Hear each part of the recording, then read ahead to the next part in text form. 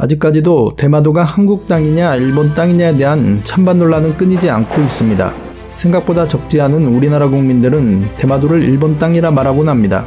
그러나 역사적인 자료들과 지리적 위치만 봐도 한국 땅이 맞습니다. 대마도는 한때 가까운 거리에 부담 없이 방문 가능한 인기 해외 여행지였습니다.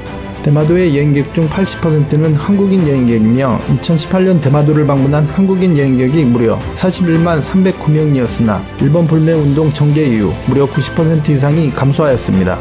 그럼에도 불구하고 이 대마도의 주민들은 한국인들은 좀 그만 오라며 시건방을 떨었습니다. 그들의 오만함은 일본 불매운동을 더욱 촉진시키는 계기가 되었고 현재 대마도의 상황은 매우 처참한 수준입니다. 한마디로 표현하자면 불난집에 기름 붓는 격입니다. 대마도는 삼국시대 신라 지배하에 있었고 우리나라와 일본 중간 지점으로 우리나라 부산에서 최단 거리로 49.5km이며 일본에서는 147km 지점에 위치하고 있습니다.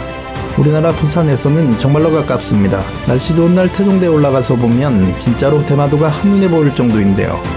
역사적으로도 우리나라와 밀접했던 기록들이 상당히 많습니다. 그리고 몇몇 기록들은 대마도가 과거 한국 땅이고 지금이라도 되찾아야 한다고 주장하는 시민단체들도 많습니다. 사실 대마도는 우리 땅입니다. 일본명으로 쓰시마 섬이라고 불리는 대마도는 세종대왕 때 대마도를 정벌한 후 500년간 우리 땅으로 복속되어 조공을 받아왔던 것이 역사적인 근거로 남아있습니다.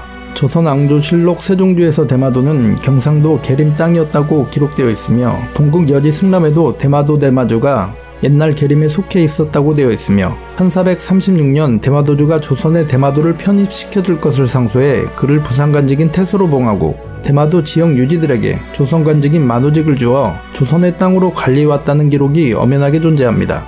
그러다가 일본이 명치유신 때 천하 통일을 하면서도 대마도를 지배하기 시작했으며 무한말에 어수선한 국제정세 틈바구니에서 대마도는 1877년 일본 나가사키현에 순간적으로 편입되어 버렸습니다. 결국 1949년 이승만 대통령이 나섰습니다. 신년 기자회견을 통해 일본에게 대마도 반환을 공식적으로 요구한 것입니다. 이후 샌프란시스코 조약의 답신에서도 한국은 대마도의 반환을 국제사회에 요청했습니다.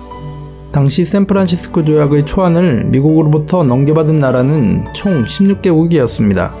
그중 14개국은 제2차 세계대전을 함께한 연합국이었습니다. 연합국위에 단 2곳이 전달받았는데 바로 한국과 일본이었습니다. 한국은 연합국의 일원이 아니었기에 상당히 이례적이었습니다. 한국은 답신의 독도를 언급하진 않았습니다. 그 이유가 뭘까요?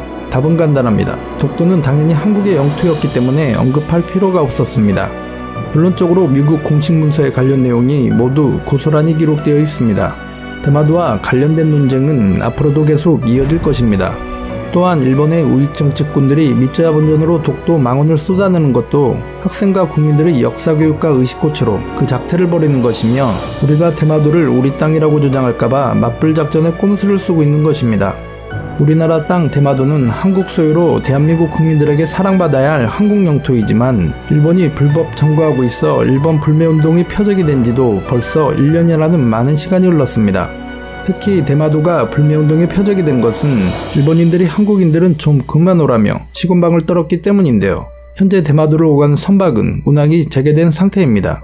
하지만 불매운동에 C19 감염증까지 겹쳐 오가는 사람이 거의 없는 유령의 섬이 되어가고 있고 지역경제는 사실상 붕괴 직전 상태가 되었습니다. 또한 일각에서는 일본이 독도를 집착하는 이유가 대마도를 지키기 위해서라는 주장도 있습니다. 꽤나 일리 있는 주장입니다. 일본이 독도의 영유권을 아무리 주장해봤자 어차피 한국 고유의 영토입니다. 양국 간에 전쟁이 일어나지 않는 한 독도를 빼앗을 수 없다는 것입니다. 한국은 독도를 방어하기 위한 수단으로라도 대마도에 대한 반환을 포기해서는 안됩니다.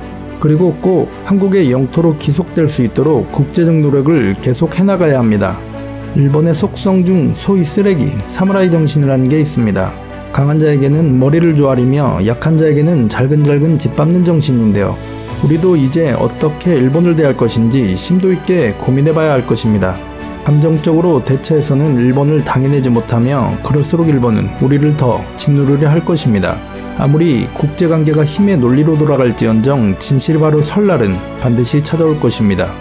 역사는 이미 모든 걸 알고 있기에 그리고 우리가 곧 이들보다 더 강해질 테니까. 지금까지 으뜸왕이었습니다. 시청해주셔서 감사합니다.